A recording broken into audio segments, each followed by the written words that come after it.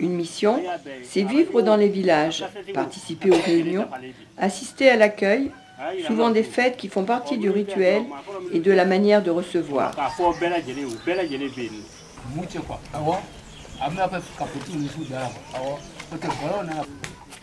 C'est aussi participer à la vie du village. Les conditions ne sont pas toujours faciles. Nous couchons sous des moustiquaires, car dans les maisons il fait toujours trop chaud. Un trou et une cruche d'eau qu'il faut économiser pour la toilette. Manger à la main, vivre comme eux, c'est ce qui fait la force et la reconnaissance d'ensemble.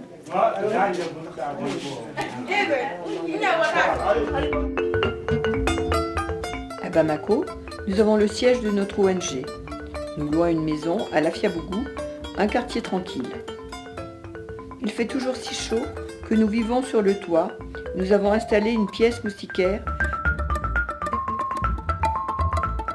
Notre permanent a son bureau équipé d'un ordinateur, d'internet, téléphone, fax. Bamako, capitale du Mali, fondée en 1640 au centre du pays mandingue, s'étale entre 7 collines autour du fleuve. Aujourd'hui, la ville est immense. Elle ne cesse de s'agrandir et compte près de 3 millions d'habitants répartis en grandes familles dans des concessions.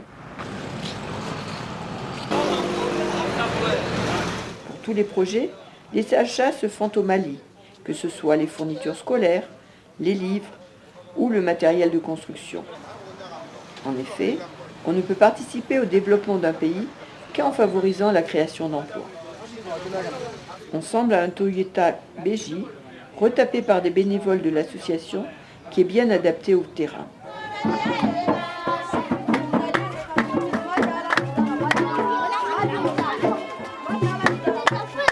Ensemble travaille en partenariat avec des villages du Mali sur 3 régions. Nous allons commencer notre périple par la première sur la région de Koulikoro, cercle de Kati, commune Njiba. Situé à 150 km de Bamako, il faut plus de 3 heures pour atteindre Faladié, chef-lieu de cette commune. La plupart des villageois ne parlent pas le français. C'est grâce à notre permanent, qui parle dogon, bambara et français, que nous pouvons faire notre travail correctement. Comme ce sont les villages qui choisissent leurs projets, nous touchons à de nombreux domaines. Pour une construction d'école, suivant les plans types du gouvernement, les villageois doivent trouver les pierres, le sable et le gravier. Avec un moule, ils doivent fabriquer 6000 parpaings de ciment, aider le maçon pour faire les fondations, puis monter les murs et le toit. De gros problèmes d'eau sur cette zone. Nous avons financé des puits, réparé des forages, des pompes souvent en panne.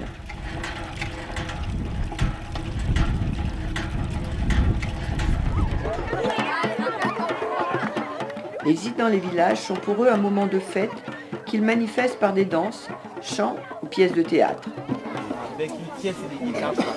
Après l'accueil, nous tenons les réunions avec toute la population. Les villageois s'expriment, les hommes, les femmes, les jeunes. Ils soumettent leurs idées. Les échanges sont très riches et nous permettent d'avancer ensemble dans tous les projets.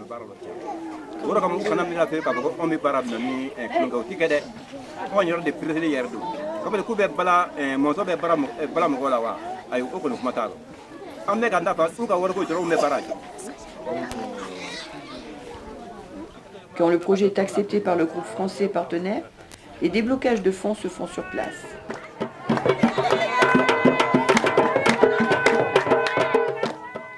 Djiboula, ensemble signons.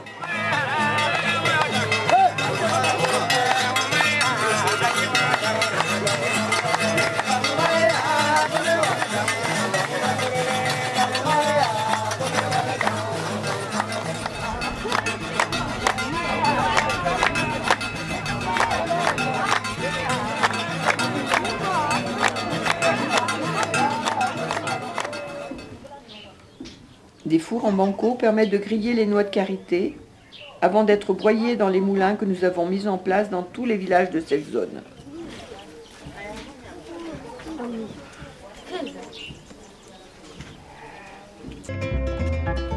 Le coin cuisine, 3 pierres avec tout le matériel. Ce sont les femmes qui vont aussi chercher le bois pour la cuisson. Elles doivent aussi décortiquer et piler le mil tous les jours pour le transformer en farine et préparer le tau, pâte de mil avec une sauce de feuilles de baobab.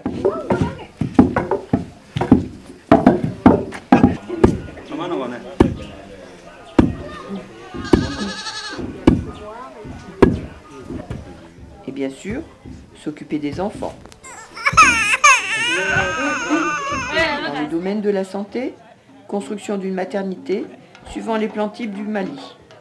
C'est le ministère de la Santé et le médecin-chef de Kati qui assurent la formation des matrones et leur remise à niveau. Les réunions prénatales sont ainsi assurées au village.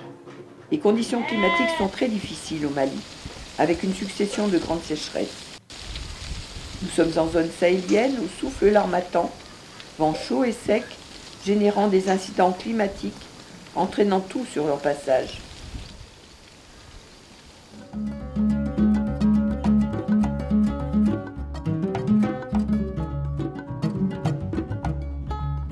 L'enseignement se fait en français. 6 ans pour le premier cycle, ce qui correspond au primaire chez nous.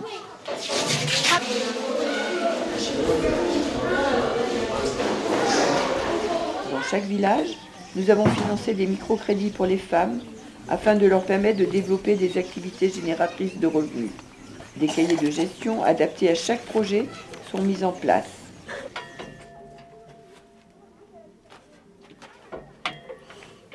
Nous finançons des moulins pour éviter aux femmes de piler et pouvoir gagner du temps pour leurs activités. Les hommes doivent construire le local et les femmes doivent amener une contribution financière.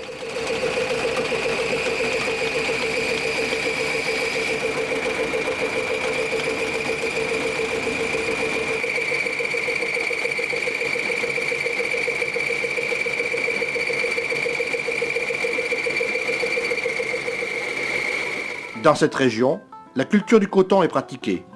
Le Mali est le deuxième producteur africain de coton après l'Égypte, avec une production de 600 000 tonnes. Malheureusement, avec la chute des cours, le secteur coton traverse une des crises les plus graves, entraînant de nombreux paysans dans la faillite. Le mil sur pied, juste avant la récolte. C'est la nourriture pour les Maliens en brousse dans cette zone et aussi sur le plateau d'Ogon. Les feuilles de baobab sont ramassées et séchées pour faire la sauce du tau. Les greniers à céréales sont construits en banco sur pilotis.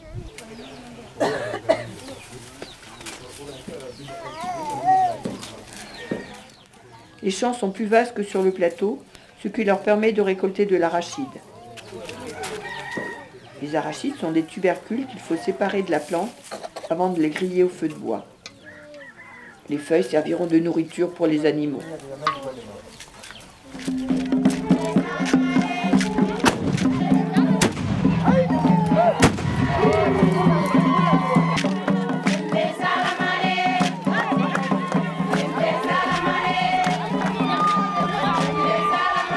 Considéré comme un trésor dans ces pays.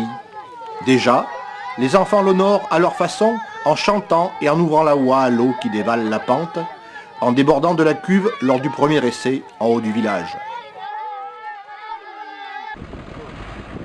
Ensemble a ainsi pris la décision d'intensifier ses actions dans ce domaine avec le creusement de forages,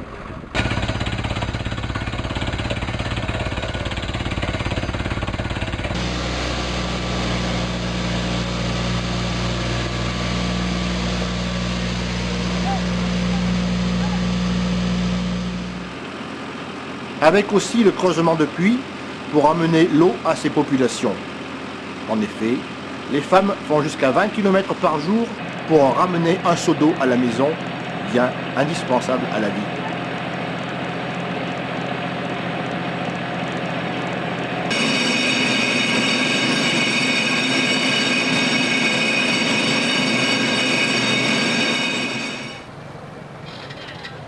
Une fois que l'eau est trouvée, souvent à plus de 80 mètres, il faut équiper les structures avec des châteaux d'eau remplis à l'aide de pompes alimentées par des panneaux solaires.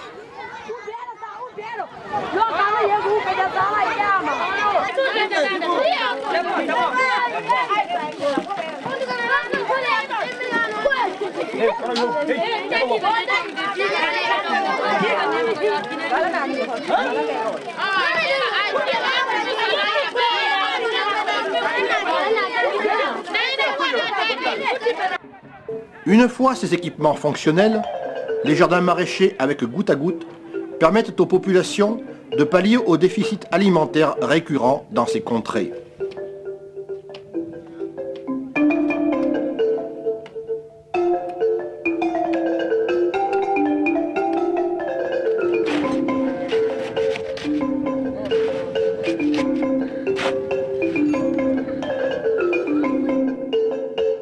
L'implication totale des villageois a été possible grâce à la formation au jardinage et à la gestion.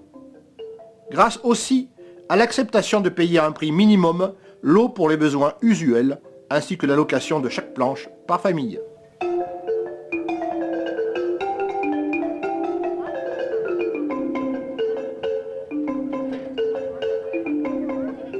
Ainsi, les populations assurent la pérennité des projets en permettant à terme la réparation ou le remplacement des installations lorsque celles-ci deviendront obsolètes.